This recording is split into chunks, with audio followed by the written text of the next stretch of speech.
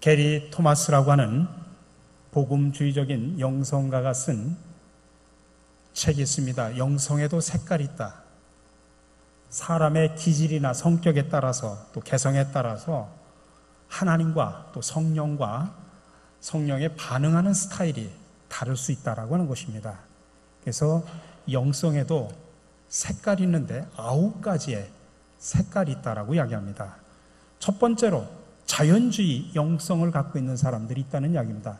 늘 야외에서 하나님을 사랑하는데 주로 이런 사람들은 자연에 나가서 자연을 만끽하면서 창조한 하나님의 세계를 보면서 그 속에서 하나님의 그 놀라운 은혜를 체험하는 그런 자연주의적인 영성을 갖고 있는 사람들.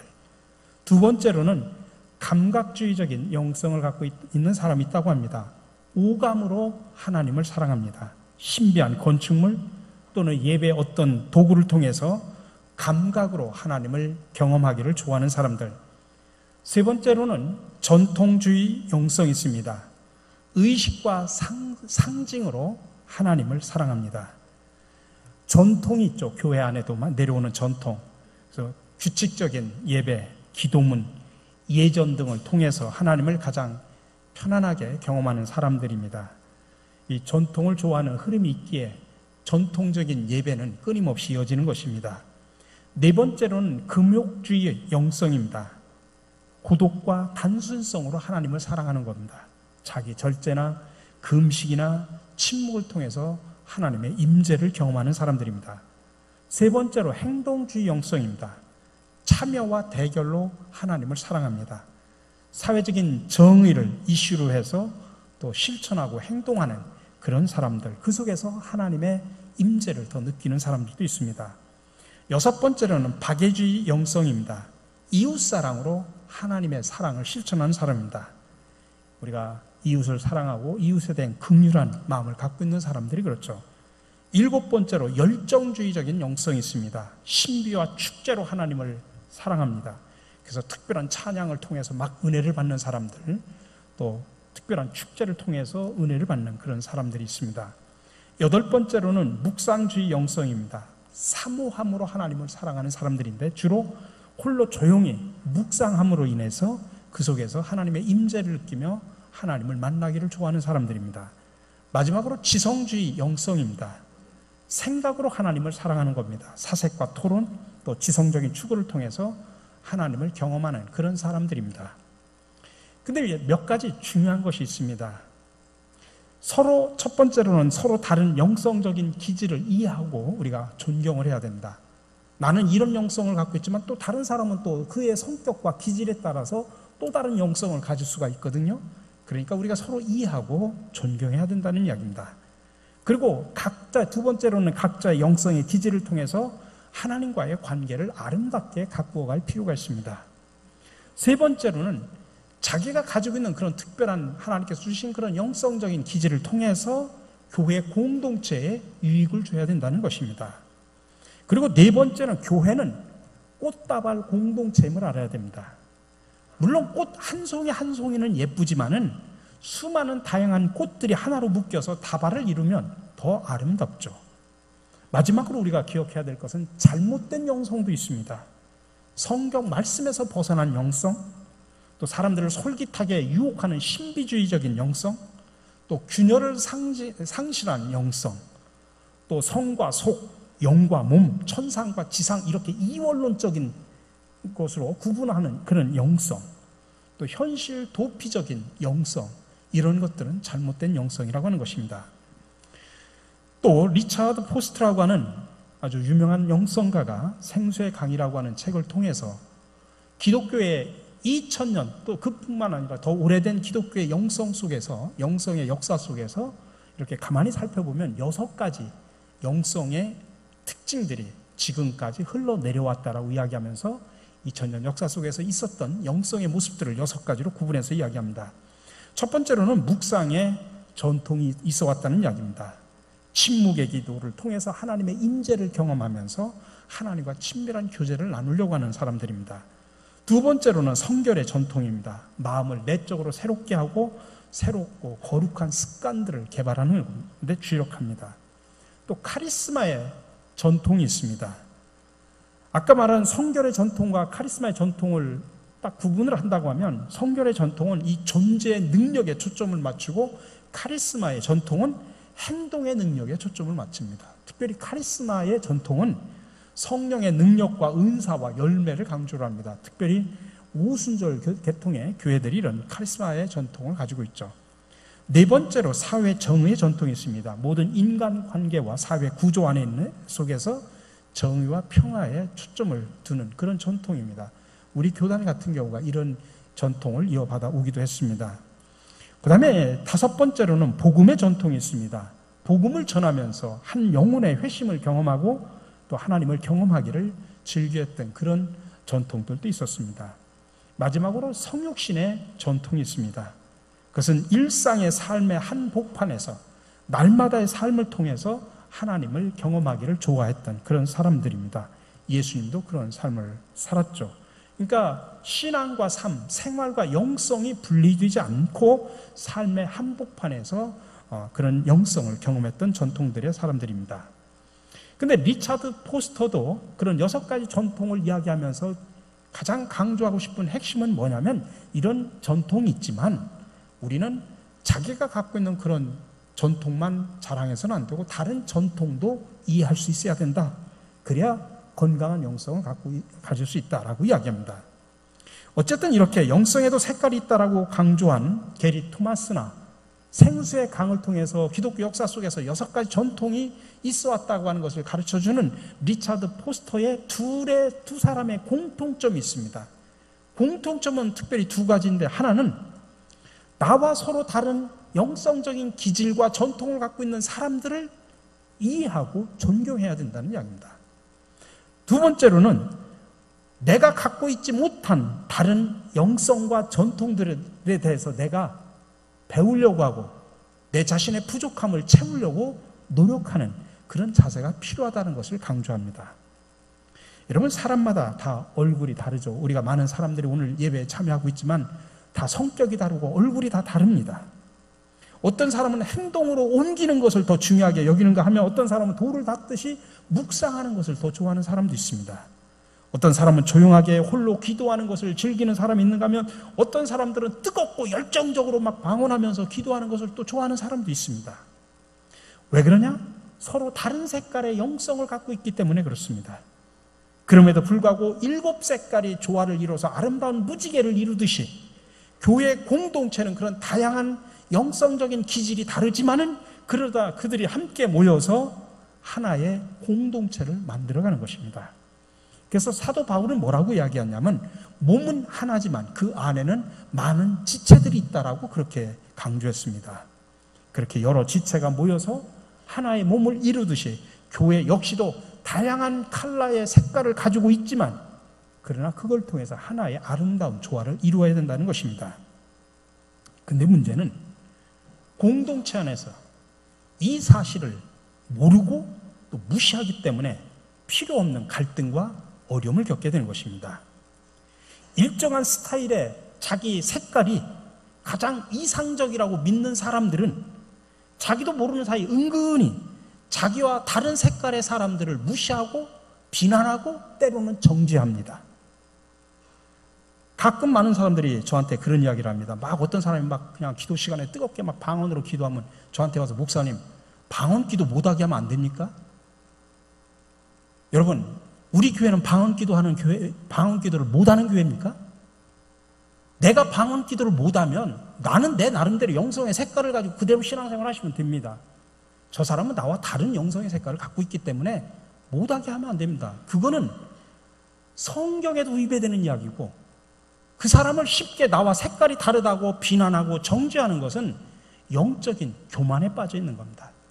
마치 내가 하나님이 되어서 내가 사람을 판단하는 겁니다. 너는 나랑 색깔이 달라. 너는 나와 영성적인 기질이 달라. 그러니 너는 틀렸어.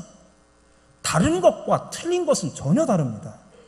나와 다르다라는 것은 다르다고 하면서 우리가 이해하고 우리가 존중해야 됩니다. 나와 다른 것을 무조건 틀렸다라고 생각하는 것은 영적인 무지고 영적인 교만입니다. 여러분, 우리가 서로 컬러는 다르지만 색깔은 다르지만 그 다양성을 인정해서 아름다운 공동체를 만들어가야 됩니다. 여러분, 우리가 나이가 먹어가면서 또 신앙이 성장하면서 인격이 성숙해가면서 늘 느끼는 게 뭐냐면 좌로나 우로나 치우치지 않는 균형입니다. 한때는 뭣도 모르고 막 이게 최고인 줄 알고, 근데 어느 순간 알아가면서 어느 순간 내가 성장하고 성숙하다 보니까 그때는 그랬는데 이제 보니까 또 아닌 것도 있네 하면서 좌로나 우로나 극단적으로 치우치지 않는 균형을 잡으면서 살아가는 것이 얼마나 성숙한 것인가를 깨닫게 됩니다. 영성도 그렇다는 이야기입니다. 어느 한 색깔, 나는 이 색깔이 좋아서 나는 평생 이 색깔대로 살 거야. 뭐 그때 때깔대로 사는 것도 좋지만 그것도 사실 어떻게 보면 편협한 겁니다. 편견입니다. 다른 다양한 컬러들인데 내가 평생을 신앙생활하면서 다른 다양한 컬러를 내가 맛보지 못하고 내가 갖고 있는 색깔만 본다고 얼마나 편협한 겁니까? 그러니까 우리가 균형을 갖는 것이 참으로 중요합니다. 여러분, 예수님의 삶이 그랬습니다. 어떤 한쪽으로 편견고 지나친 것이 아니라 균형을 잡았습니다. 비움과 채움, 텅 빈과 충만함, 버리심과 취하심의 조화를 이뤘습니다. 버리는 것을 절대화시키지도 않고 취하는 것을 절대화시키지도 않으셨습니다.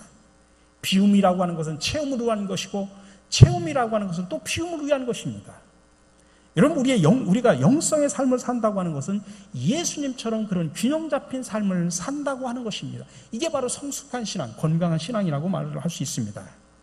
그래서 이 글렌 힌슨이라고 하는 분은 우리 성도들이 건강한 영성을 갖기 위해서는 4가지 균형 잡힌 영성을 소유해야 된다라고 강조를 했습니다. 그것은 마치 4개의 책상 다리와 같아서 하나가 없으면 책상은 흔들리고 2개가 없으면 쓰러지는 것과 마찬가지입니다. 여러분, 우리가 밥상 있죠. 밥상은 4다리로 이렇게 균형을 잡혀서 밥상을 이루죠. 저 중에 한 다리가 잘리고 2다리가 잘리면 무너집니다. 또 한 다리가 길어봐요. 저게 제대로 섭니까? 우리의 영성도 마찬가지라는 이야기입니다.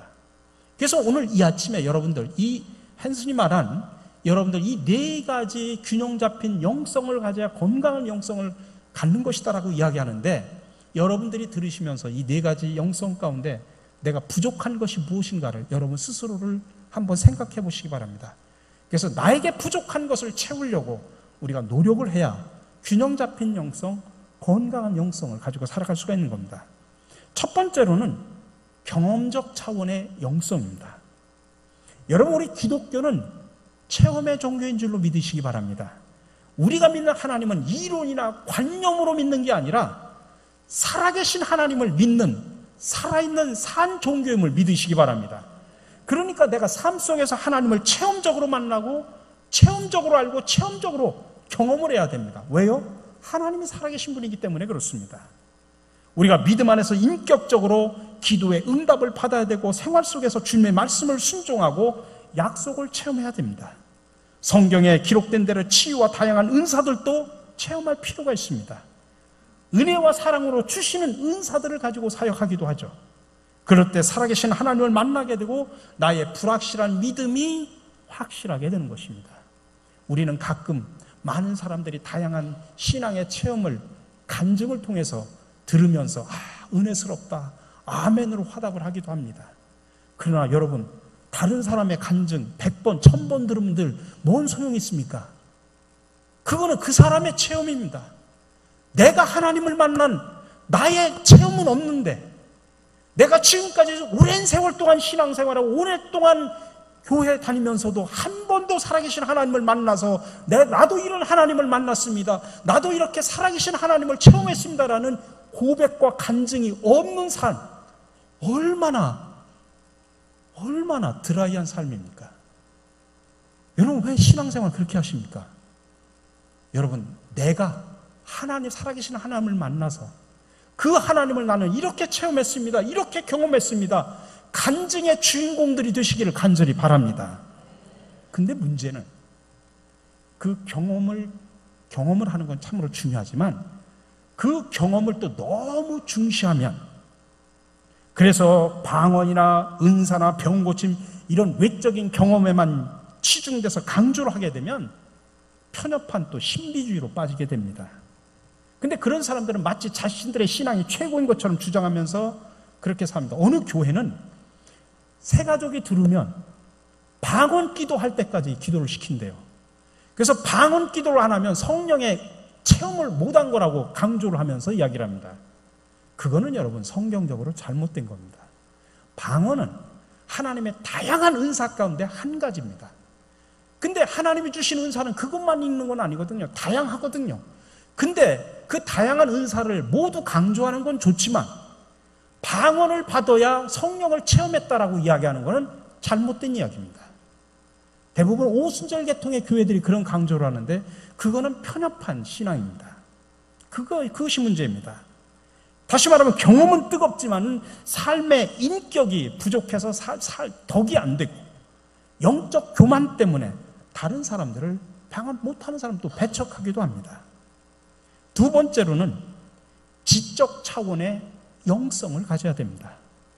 우리의 믿음을 견고하게 하고 깊은 신앙으로 이끌려면 경험적인 것만으로는 안 되고 지적인 영성이 또한 필요합니다.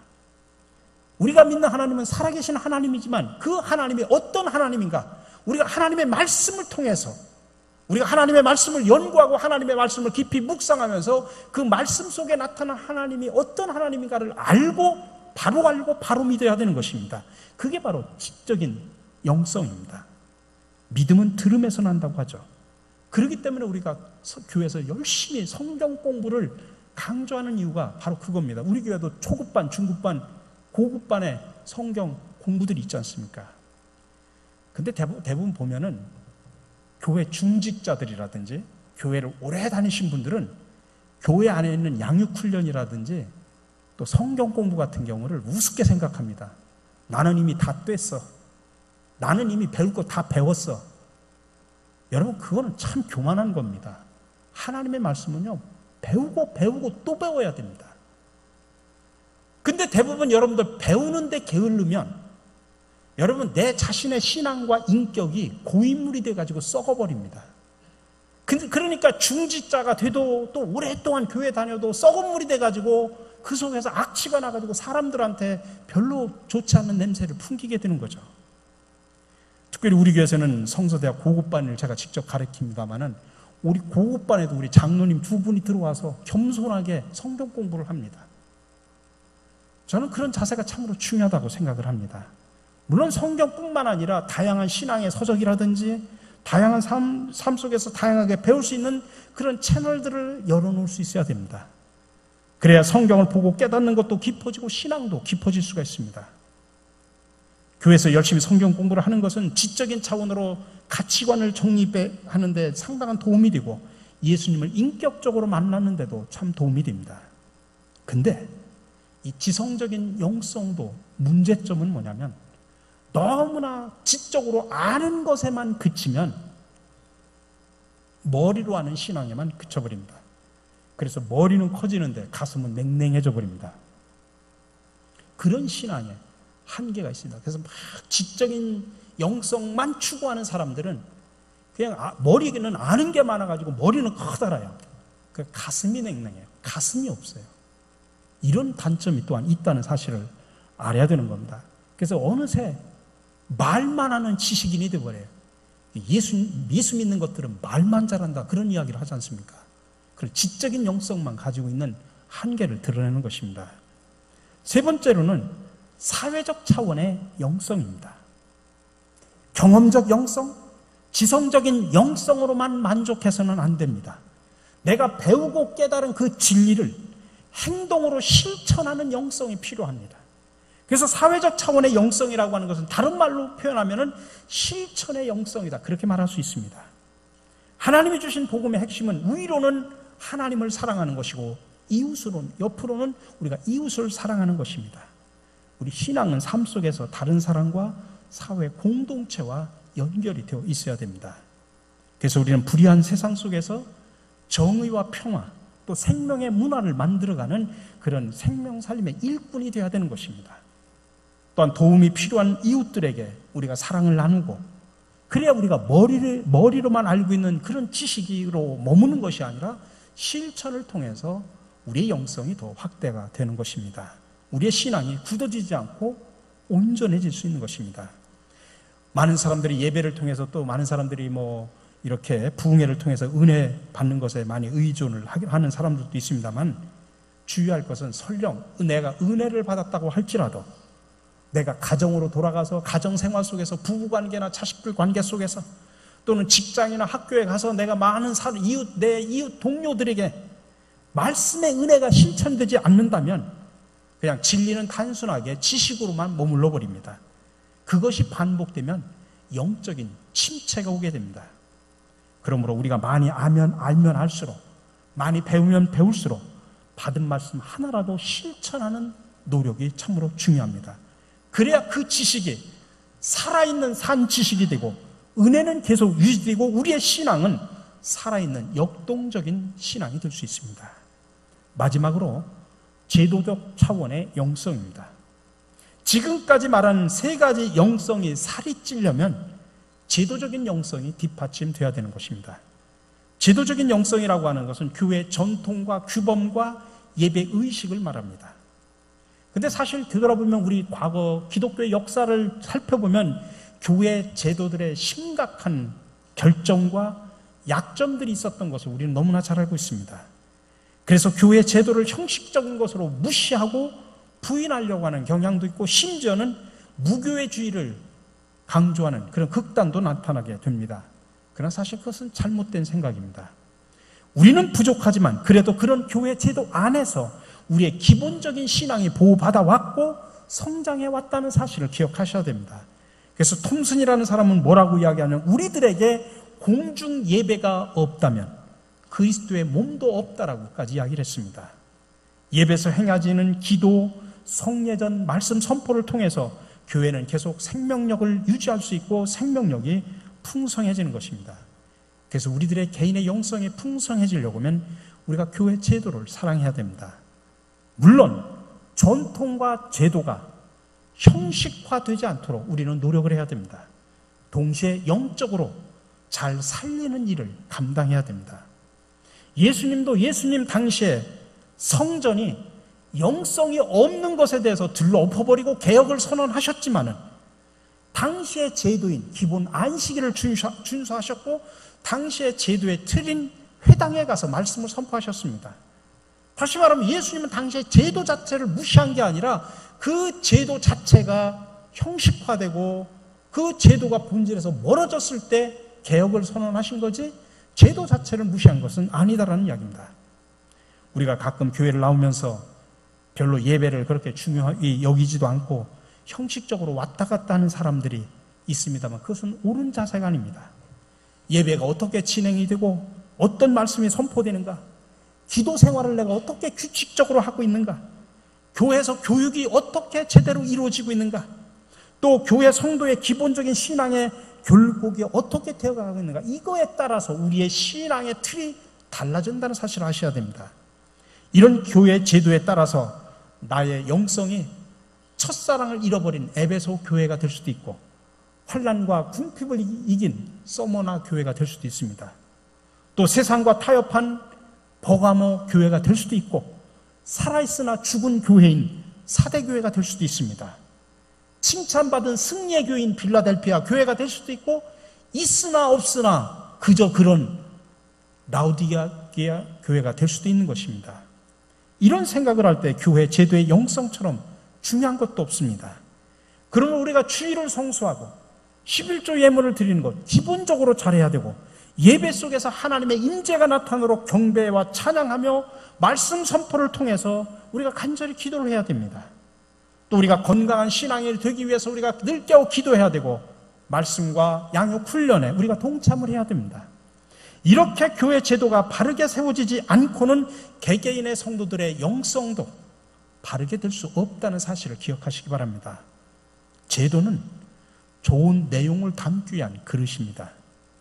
그러나 우리가 경험적, 지성적이고 사회적인 영성을 무시하고 제도의 영성만 강조를 하면 모든 것이 다 형식에 흐르고 겉만 번지르한 교회가 되고 맙니다. 우리가 건강한 영성을 위해서는 한 가지 영성만 강조해서는 안 되고 이렇게 다양하게 경험적인 차원, 지성적인 차원, 사회적인 차원, 또 제도적인 차원의 영성이 골고루 균형이 잡혀져야 됩니다. 신앙은 어느 한 가지만 전문적으로 한다고 신앙이 깊어지는 게 아닙니다. 여러분, 말씀이 깊어지려면 기도를 해야 되고, 기도가 깊어지려면 말씀을 묵상해야 되는 것입니다. 여러분, 하나만 깊은 것은 깊은 것이 아니라 편협한 것입니다. 상호 균형을 이룰 때 진짜로 깊어지는 영성을 체험하게 되는 것입니다. 그래서 오늘 구약 전도서의 기자는 오늘 우리에게 이렇게 말합니다. 너는 이것도 잡으며 저것에서도 내 손을 놓지 아니하는 것이 좋으니 하나님을 경외하는 자는 이 모든 일에서 벗어날 것입니다. 하나님은 오늘 저와 여러분들이 균형 잡힌 건강한 영성을 가진 건강한 성도로 살아가기를 간절히 원하면서 우리에게 베드로 후서를 통하여 이렇게 권면합니다. 그러므로 너희가 더욱 힘써 너희 믿음의 덕을, 덕의 지식을, 지식의 절제를, 절제의 인내를, 인내의 경건을, 경건의 형제 우애를, 형제 우애에 사랑을 더하라. 오늘 이 자리에 나오신 저와 여러분들, 이 네 가지 영성을 골고루 가지고 있어 균형 잡힌 신앙을 통하여 건강한 성도로 살아가시기를 주님의 이름으로 간절히 축원합니다. 사랑의 주 하나님, 지금까지 내가 가지고 있는 그 한 가지가 마치 최고인 양 독선에 빠져있던 저희들, 나와 다른 신앙의 색깔을 가지고 있는 사람들을 무시하고 비난하고 정죄하던 저희들의 죄를 이 시간 고백하오니 용서하여 주시옵소서. 이제부터 다양한 색깔의 영성들이 있다는 사실을 바로 알게 하시고 나에게 부족한 영성이 무엇인지 깨달아 채워갈 수 있는 지혜와 믿음 그리고 실천의 용기를 허락하여 주시옵소서. 모든 것의 균형을 통해 바른 영성의 모범을 보여주신 예수 그리스도 이름으로 기도드립니다. 아멘.